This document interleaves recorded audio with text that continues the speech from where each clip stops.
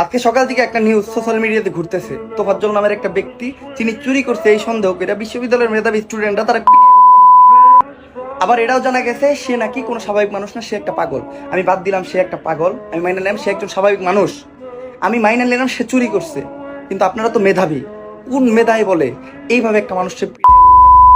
আবার একটা ভিডিওতে দেখা গেছে খাওয়ানো দাওয়ানো হয়েছে, খাওয়ানোর সময় তারা এটা জিজ্ঞাসা করা হয়েছে খাবারটা কেমন, সে বলছে ভালো। তারা যখন খাওয়ানো হইতেছিল সে কি জানতো খাবার শেষে। আর আমার কথা হইলো মারবি যেহেতু খাওয়াই লিখে, ওই তোফাজ্জল নামের বড় ভাইটাও আমার করে প্রশ্ন করতেছে যে তোরা যেহেতু আমার মাইরে ইলেবি তাহলে খাওয়াই লিখে।